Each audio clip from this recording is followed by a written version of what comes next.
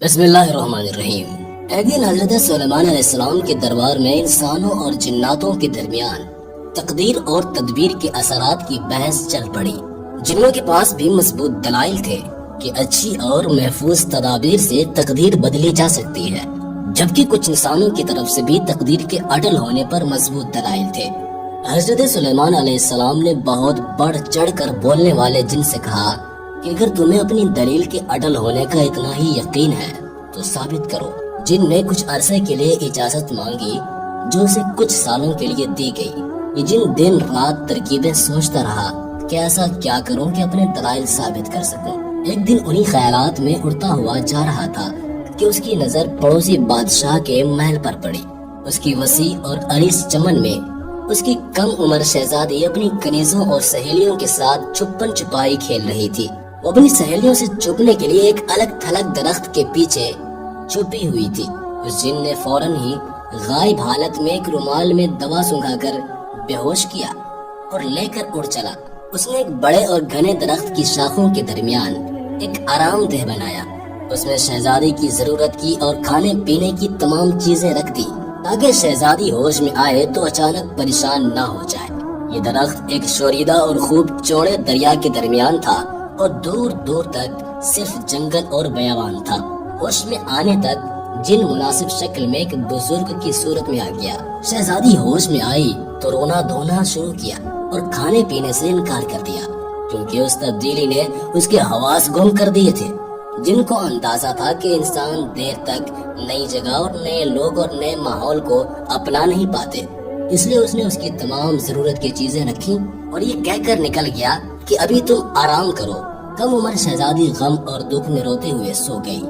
جن اگلے دن بزرگ کی شکل میں آیا اور اسے پرشفقت انداز میں جھوٹی تسلیاں دینے لگا تاکہ کہیں وہ بیمار نہ پڑ جائے، کیونکہ اگر وہ بیمار پڑ جاتی تو بادشاہ وقت حضرت سلیمان علیہ السلام اس کی خیریت بگاڑ کے رکھ دیتے۔ شہزادی کی پسند کی چیزوں کے متعلق پوچھا اور اگلے دن آنے کا کہہ کر چلا گیا۔ آہستہ آہستہ شہزادی کو جن کی عادت پڑ گئی اور وہ اسی جنات سے اپنی ضرورت کی چیزیں منگوانے لگی اور آس پاس کی کھڑکیوں سے جنگل اور دریا کا نظارہ کرتی۔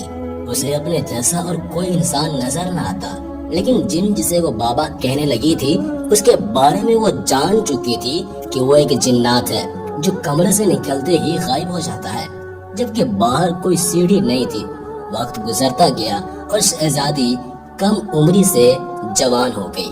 جن کے آنے کے دورانیے میں لمبا وقفہ آنے لگا، کیونکہ اب وہ مطمئن تھا کہ شہزادی اب بڑی ہو گئی ہے اور اس کو پیش کرنے کا وقت آنے والا ہے اور وہ بادشاہ معظم حضرت سلیمان علیہ السلام کے سامنے ہی اپنی شرط جیت جائے گا۔ ایک دن طوفان کے آثار تھے، دن میں بھی رات چھا گئی تھی۔ شہزادی نے ایسی طوفانی کیفیت پہلی مرتبہ دیکھی تھی۔ ڈر اور خوف سے اس کا برا حال ہو گیا تھا۔ کافی دیر گزر گئی، اس دوران اسے دروازے پر دستک سنائی تھی۔ ایسا پہلی مرتبہ ہوا تھا کہ کسی نے دستک دی ہو، ورنہ جنات تو خود بخود اندر آ موجود ہوتا تھا۔ شہزادی نے خوف و دہشت سے پوچھا، کون ہو تم؟ تو اسے گھبرائی ہوئی آواز سنائی تھی، ہمیں کچھ دیر کے لیے اندر پناہ دے دو، طوفان گزرنے تک ہم رکنا چاہتے ہیں۔ شہزادی نے دروازہ کھولا تو وہاں دو نوجوان بمشکل ٹہنی پر بیٹھے ہوئے تھے۔ دروازہ کھلتے ہی دونوں جوان اندر داخل ہو گئے۔ شہزادی نے ایک مدت کے بعد اپنے جیسے انسانوں کو دیکھا تھا تو اسے اغوا ہونے سے پہلے کا وقت یاد آ گیا کہ انسان ایسے ہوتے ہیں۔ ان میں ایک نوجوان اچھے حلیے میں اور دوسرا انتہائی غریبانہ حلیے میں تھا۔ شہزادی نے امیر شخص کو، جو کہ کافی زخمی تھا، اس کو اپنے پاس سے موجود مختلف دوائیاں دی تو غریب آدمی نے اپنے ساتھی کی مرہم پٹیاں کی۔ دونوں جوان حیران تھے کہ اکیلی لڑکی کیسے کیوں کر یہاں اکیلی رہ رہی ہے، لیکن انہیں فی الحال طوفان سے پناہ مل گئی تھی، ان کے لیے یہی کافی تھا۔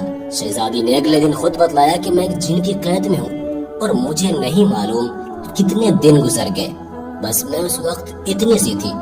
شہزادی نے اپنے ہاتھوں سے اشارہ کرتے ہوئے بتلایا تو نوجوان کو اندازہ ہوا کہ وہ اس وقت 7 یا 8 سال کی رہی ہوگی اور اب ان کے اندازے سے 12 سال گزر چکے ہیں۔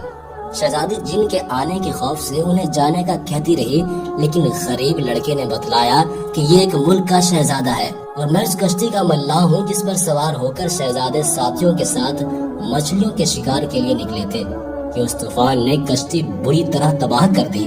باقیوں کا کیا بنا؟ صرف ہم دونوں تختے سے چمٹ کر اس درخت کی لمبی شاخوں سے اٹک گئے۔ چڑھتی طوفانی لہروں سے بچنے کے لیے درخت پر چڑھے تو کمرہ دیکھ کر حیرت بھی ہوئی اور بچنے کی امید بھی، لیکن یہاں تو ایک اور ہی معاشرہ نظر آ گیا۔ شہزادے نے کچھ بہتر ہونے تک ٹھہرنے کی اجازت چاہی۔ شہزادے نے بتایا کہ جن انہیں زندہ نہیں چھوڑے گا۔ حیرت انگیز طور پر جن کے آنے کا وقفہ لمبا ہوا اور اس دوران شہزادہ بہتر ہو گیا، اور ہوا وہی جو تقدیر نے رنگ دکھانا ہوتا ہے۔ شہزادی اور شہزادے کی آپس میں محبت دیکھ کر سادہ دل ملاح نے کہا، جناب عالی، میں آپ دونوں کا نکاح کر دیتا ہوں، کیونکہ آپ کا اس طرح یہاں اکیلا رہنا ٹھیک نہیں ہوگا، اور اس کے بعد میں جلد از جلد شہر تک پہنچ کر آپ کے لیے مدد لے کر آ جاؤں گا۔ طوفان کی وجہ سے لا تعداد تختے نیچے موجود ہوں گے، میں کسی طرح پہنچ جاؤں گا۔ یہ ساری بحث سن کر شہزادی اور شہزادہ راضی ہو گئے اور ملاح نے ان کا نکاح پڑھایا اور اجازت لے کر چلا گیا۔ دن گزرنے کے بعد جن آ گیا۔ شہزادی نے شہزادے کو کسی طرح سے ایسے چھپا دیا تھا کہ جن کو شک نہ ہو۔ جن نے آتے ہی نئے انسان کے بو کا ذکر کیا۔ شہزادی نے کہا، خود سوچ لو، یہاں کوئی کیسے آ سکتا ہے؟ دریا کے درمیان اس قدر بڑا طوفان گزرا کہ اس کی بو سے تم پریشان ہو رہے ہو۔ جن کچھ مطمئن بھی ہوا اور پریشان بھی، اور شہزادی تک کھانے پینے کی چیزیں پہنچا کر واپس چلا گیا۔ شہزادی مطمئن ہو گئی۔ اب شہزادی کے دن خوشی خوشی گزرنے لگے۔ شہزادے کی ضد تھی کہ ٹھیک ہونے کے بعد ہم دونوں فرار ہو جائیں گے، لیکن شہزادی جانتی تھی کہ جن ہر جگہ اسے تلاش کر لے گا اور شہزادے کو نقصان پہنچائے گا۔ شہزادے کو ملاح پر بھی حیرت تھی کہ وہ آج کئی مہینوں سے مدد لینے کے لیے گیا ہے اور واپس نہیں پلٹا۔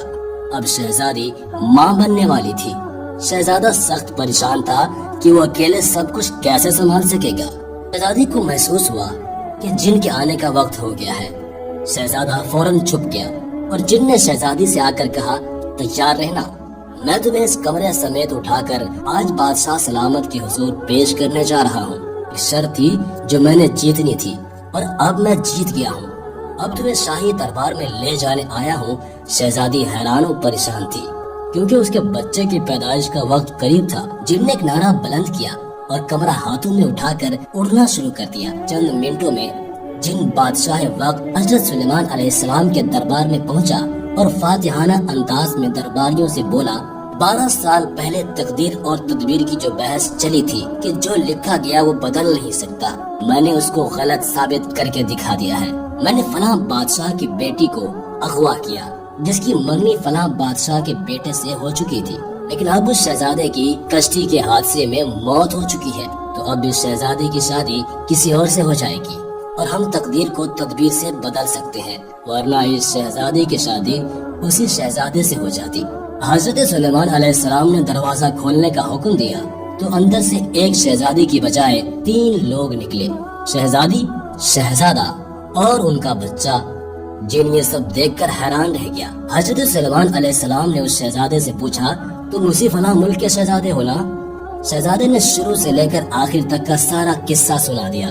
جن حضرت سلیمان علیہ السلام کے قدموں میں گر گیا، لیکن حضرت سلیمان علیہ السلام نے اس کو عمر قید کی سزا دے دی کہ اللہ پر یقین محکم نہ ہو تو ایسی بحث میں قدرت کو چیلنج کرنے والی حرکت ناقابل معافی ہوتی ہے۔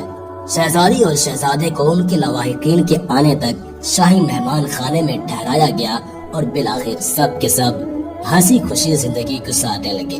دوستوں، انسان چاہے جتنی بھی کوشش کر لے، ہوتا وہی ہے جو اللہ نے لکھا ہوتا ہے۔ امید ہے کہ یہ ویڈیو آپ کو ضرور پسند آئی ہوگی۔ ویڈیو کو لائک کرنے کے ساتھ ساتھ دوستوں کے ساتھ شیئر کرنا ہرگز مت بھولیے گا۔ اپنا اور اپنے پیاروں کا بہت سارا خیال رکھیے گا۔ اللہ حافظ۔